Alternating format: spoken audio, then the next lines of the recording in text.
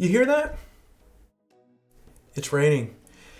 In California, it is raining. Actually, for the last few weeks, we've actually had quite a bit of rain here, which is a little bit unusual for California because half the time we're usually in a pretty nasty drought. And it's usually one thing that when I think about where I grew up from, New York, one of the things I miss the most is the rain. And of course, right now, it seems, kind of figuratively, it's raining all over the world right now. Not the rain that you want.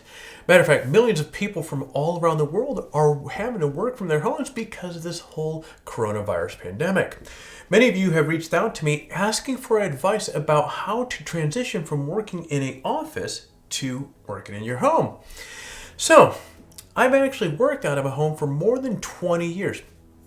21 years to be exact. So I have a little expertise in what it takes to make working from your home a productive venture. Working from home can be exciting and exhilarating. For some, kind of like riding a motorcycle for the very first time. For others though, the thought of working home alone, trying to get work done can create some anxiety.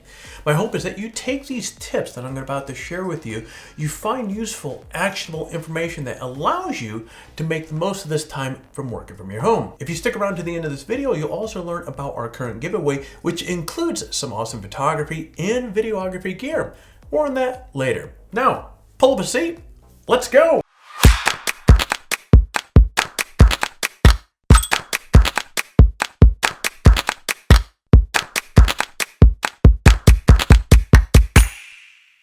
Let's start off with a few of the pros and cons of working from home.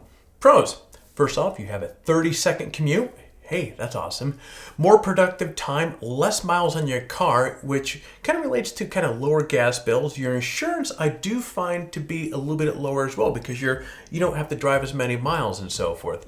And no one is overlooking your shoulder, which can be less stressful. Cons.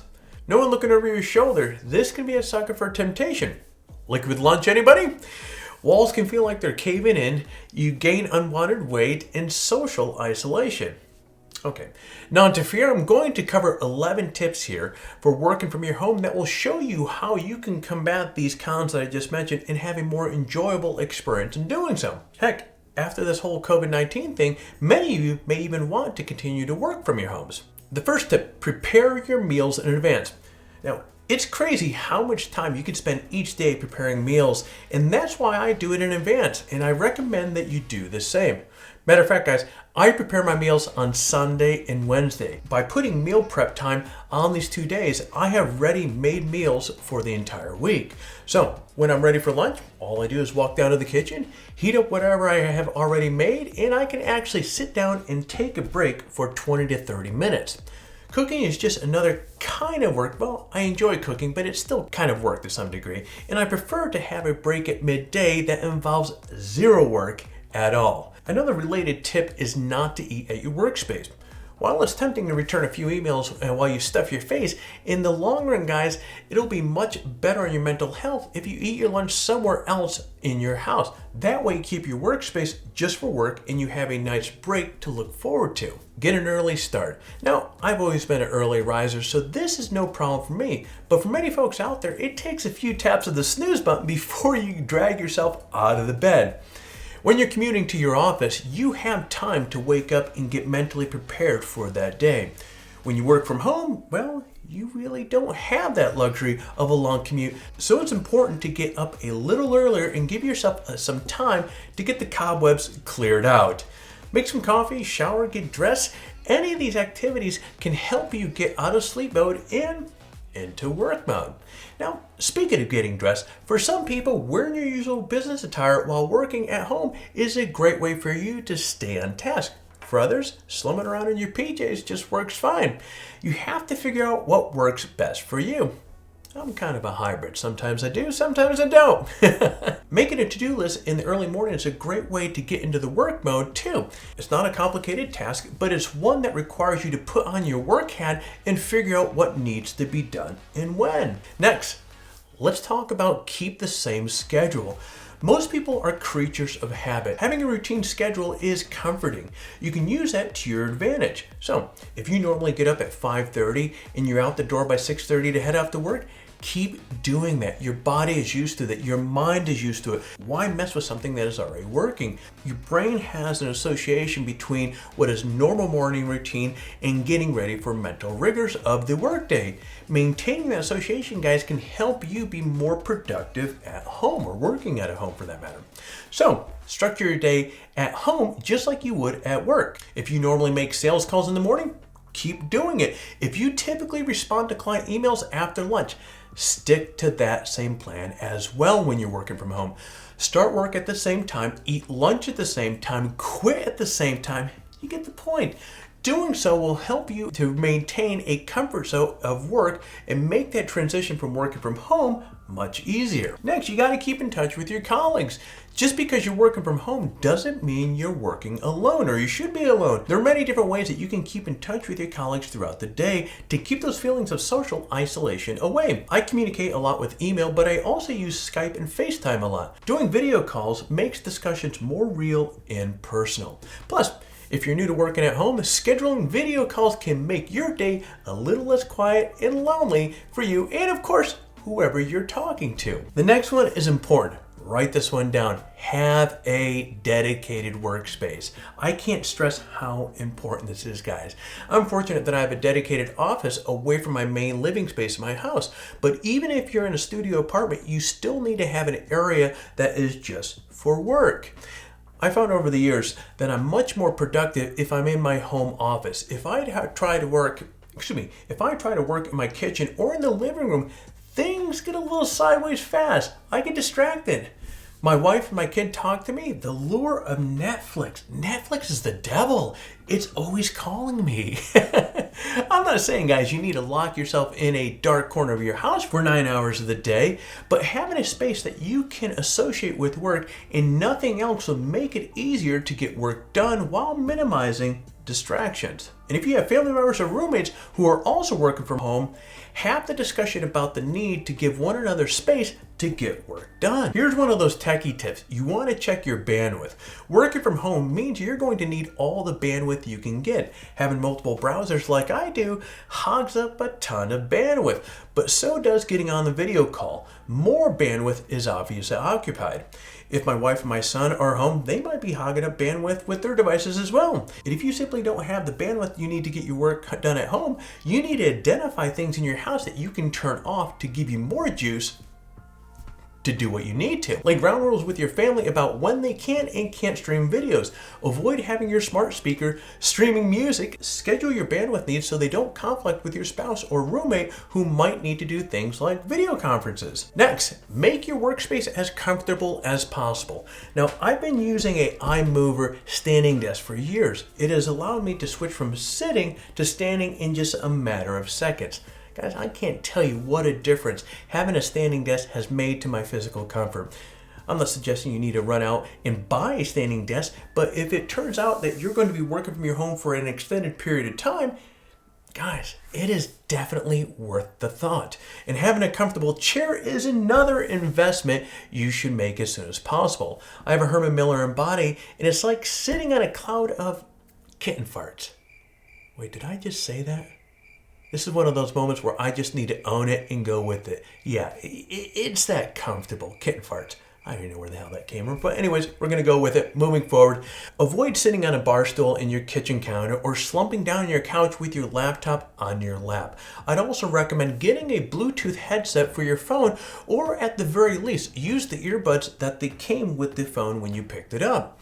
If you spend a lot of time talking to colleagues or clients, your neck will quickly start to hurt from trying to hold the phone against your shoulder. Trust me, talking from experience on this one. Okay, next, keep distractions to a minimum. A buddy of mine also works from his home, and he leaves his TV on all day long while he works. For me, there's no way in hell I could do that. That would be a gigantic distraction, and I'd get nothing done. But for him, it works. Personally, I need as few distractions as possible, and as mentioned earlier, a big part of having a dedicated office space is that clarity for me. We all have our phones by our sides all the time, and it's easy to pick it up and lose an hour while you play a quick game or check what your friends are doing on Instagram or Facebook. I just set my phone aside and put it with the screen facing down and the ringer off. That way, no interruptions of buzzes and dings whenever I get a text or email. I also try really hard not to constantly check my email. I have my email open on my computer, but if I'm in the middle of a task and I get an email alert, I really strive to finish what I'm doing first before leaping into that email. And being frank, this is one of those things that I've always struggled with over the years. Is an email comes through, you hear that ding, it's like, you go to check to see what came through. And so in a lot of cases now I just turn my volume down, I keep my phone flipped upside down, and that's that. Next, you want to manage expectations and communicate. Look, not every type of work is made for working from home. I'm fortunate that I can do everything that I need to do right from the comfort of my own home. If you're new to working at home, it's important to manage expectations. There might be things that you simply can't accomplish right from your home. What's necessary is that you communicate openly and honestly and frequently with your boss, your clients, about what you can and can't do, or what can be done rather. I've mentioned that I use Skype and FaceTime in addition to email to keep in touch with my clients. I also use Asana to keep tasks organized for myself and my team. By having multiple methods of communication and having a team-wide approach to organize and in terms of expectations, we're able to get things done in a timely fashion. And my friend, hey, you can do the same thing. Who doesn't like a good break? And that's the next tip. Take breaks. As important as it is to minimize distractions while you work, it's equally as important to take frequent breaks to give your body and your mind a chance to reboot. Allow that compass to recalibrate. Take 5 minutes out of each hour and get away from your office chair, get away from your workspace and do something else.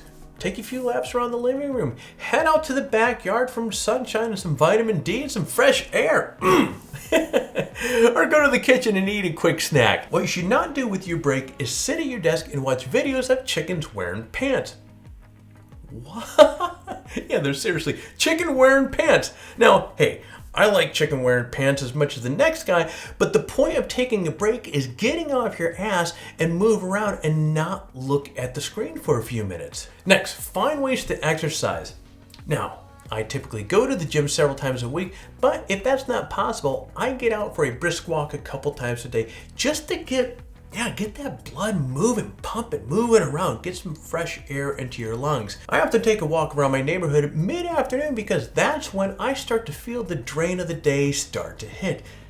It's actually pretty amazing what a 5-minute walk can do to clear your mind and kind of recalibrate that focus, recalibrate that compass. If my son is home, we go outside and play for a few minutes. When I had a dog, we'd get a tennis ball and we would play fetch.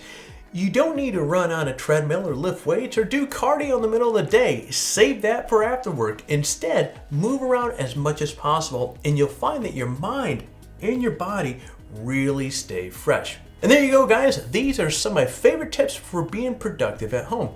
I hope you find these tips to be helpful as you venture into the world of working at home.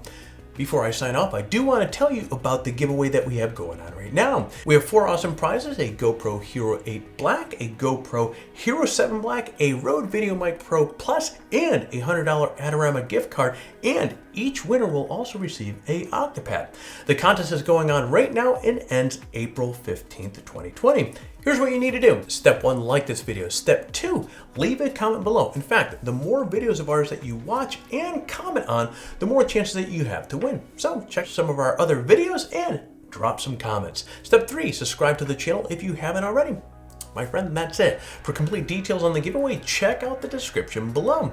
All right, good luck to you. Stay healthy, stay safe. If you found this video to be helpful, hit the like button down below. If you are currently not subscribed to the channel, hit the subscribe button. While you're at it, bam!